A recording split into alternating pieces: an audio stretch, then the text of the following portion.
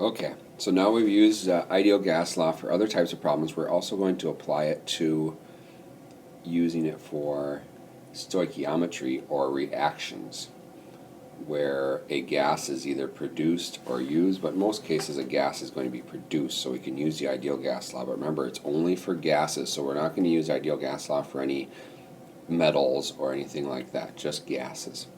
So whenever we have a reaction problem, we're for sure going to need a balanced equation. So we'll go ahead and write a balanced equation up here right away. We have zinc reaction with a hydrochloric acid. It's going to make zinc chloride. We don't need to worry about physical states at all right now, except for the fact that hydrogen is going to be a gas there. To balance it, we need a 2 here in front of the HCl. So there's our balanced equation. We need a balanced equation because we're going to use stoichiometry for sure with any of these problems. In this case, we're given the volume of hydrogen gas. We are given the temperature and the pressure. We're looking for grams of zinc. So we can't apply PV equals nRT for the zinc, but we can use PV equals nRT to get the moles of the hydrogen. And the first step with any of these problems is going to be to get the moles of the gas. It just depends on what you're given as far as how you do that. So if you have everything in PV equals nRT, use that. And I do. For the hydrogen, I have everything except for moles.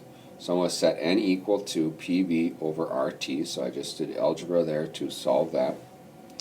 And I'm just going to start plugging in. So the pressure is 722 millimeters of mercury. The volume of the gas is 4.50. So that's of the hydrogen. The R, since I'm using millimeters of mercury, R is 62.4. And the temperature is 30 degrees Celsius, so 303 Kelvin.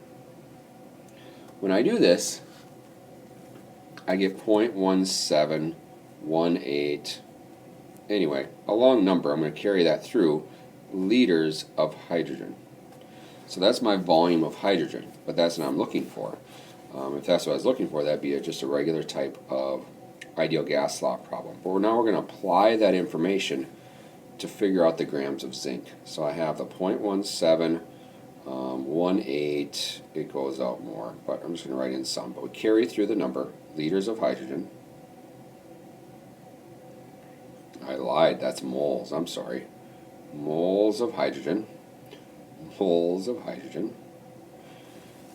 And we are going to change that and convert it over, use stoichiometry to get grams of zinc, because that's what we're looking for, grams of zinc. So I have to go back to our stoichiometry rules. Whenever I have grams in a conversion factor, the other part of that conversion factor is going to be 1 mole of zinc. I'm going to cancel diagonally here between the moles of zinc, and now I have moles of hydrogen that I need to cancel diagonally also. In this case, I have a mole ratio of 1 to 1. That's definitely not always the case, but I do in this case. And I take 65.39, essentially times that 0.17 number I got for the moles of hydrogen in the first place, and that would give me 11.2 grams of zinc.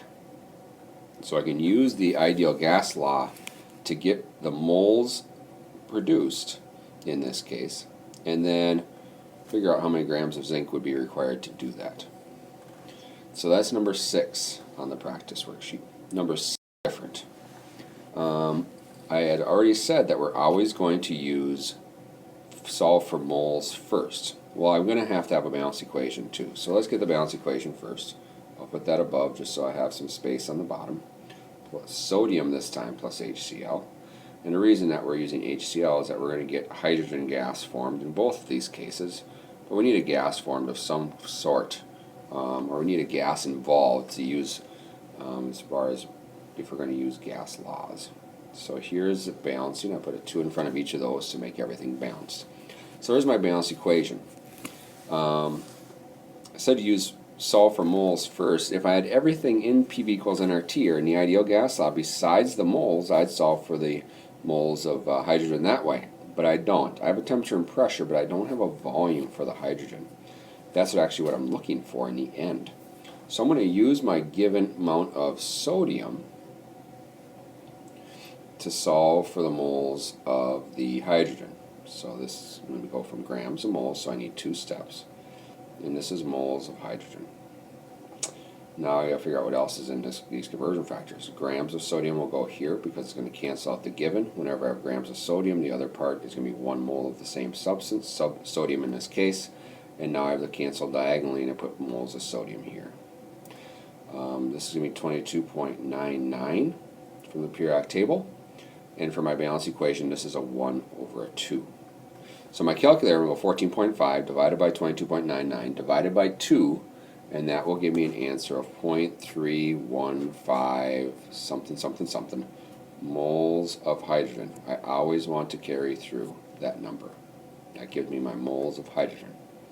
So now I'm going to do it kind of like the opposite of the first problem, where I'm going to use those moles and plug it back into PIV inert, which is PV equals nRT. So PV equals nRT.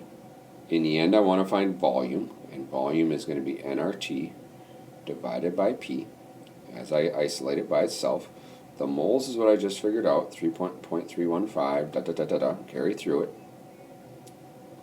My R is going to be 62.4, because my pressure is in millimeters of mercury, so that's why I'm going to use 62.4. My temperature is going to be 293 in Kelvin. And pressure given to me is 760 millimeters of mercury. So I'm just going to carry all that through, take the 0.315, whatever I had my calculator from the first equation, multiply by 62.4, multiply by 293, divided by the pressure, and I will get my total volume at the end of 7.59 liters. That's supposed to be a 9. So 7.59 liters would be my final answer. So a couple things about reaction problems. Always need a balanced equation because you're using stoichiometry, and all stoichiometry problems need a balanced equation. Then you're pretty much going to solve for moles of the gas first. It's just a matter of what do you have. Do you have enough information to solve using ideal gas law? If you don't, you're going to end up using stoichiometry and then use the ideal gas law. So there's reaction problems.